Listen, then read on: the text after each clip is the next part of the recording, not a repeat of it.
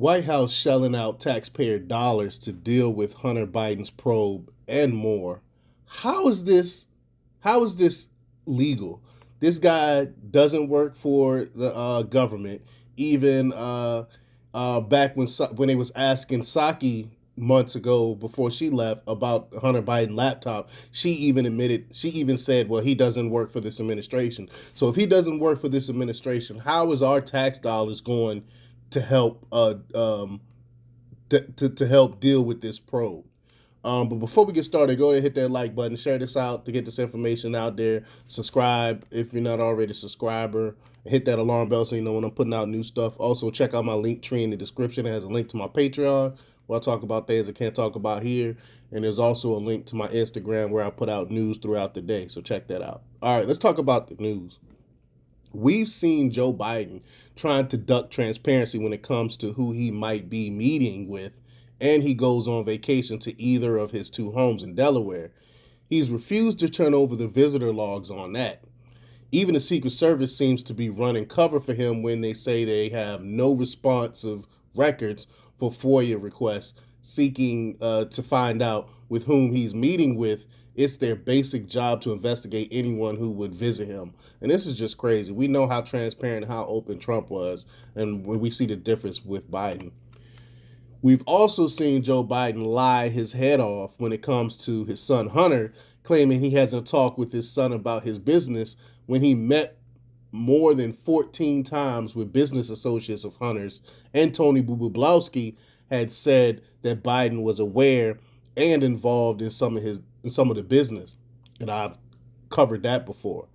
Um, but now, according to the New York Post, the White House is gearing up to fight the likely coming probes on Hunter Biden, the origins of the coronavirus, as well as the disastrous withdrawal from Afghanistan, and we're going to have to pay for it.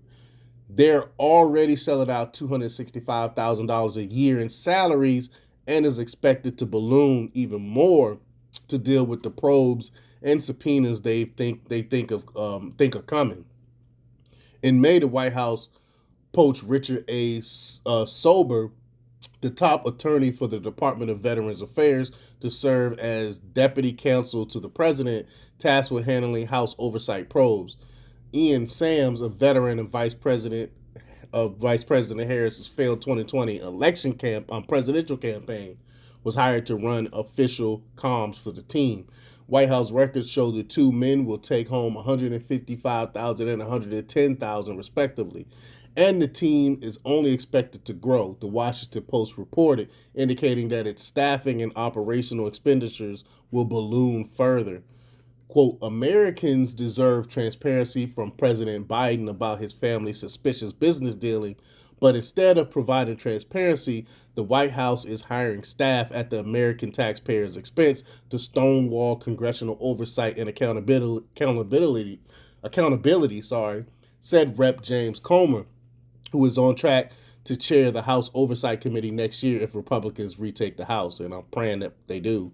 Quote, let's be clear. No amount of Biden White House staff or stonewalling will stop Republicans' quest for transparency and accountability on behalf of the American people, he added.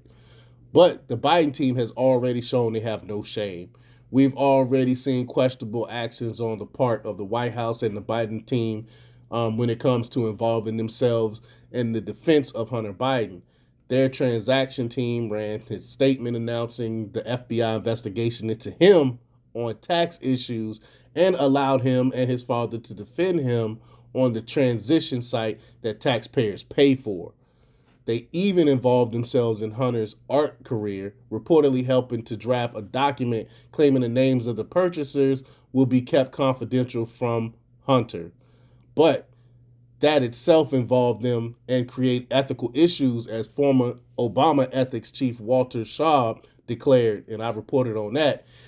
And it kept us from knowing who was buying his art, paying the president's son vast amounts of money. We all know this was basically money laundering. We noted that the charges reportedly being considered against Hunter Biden may be narrow, involving only tax charges and gun charges. So they're ignoring the real major stuff that's going on with Hunter Biden. In other words, nothing that would touch Joe Biden. Some are already calling that a cover up, but the Republicans have vowed to go after the broader question of foreign dealings and potential compromise, according to Rep. James Comer. So let me know what you think about all this. Do you think it's right that you think it's okay for taxpayer money to be used to deal with Hunter Biden probe and all this other stuff that's going on with the Biden administration? Leave your comments down below. Like, share, and subscribe, and check out democrepublics.com for the latest news. Until next time, peace.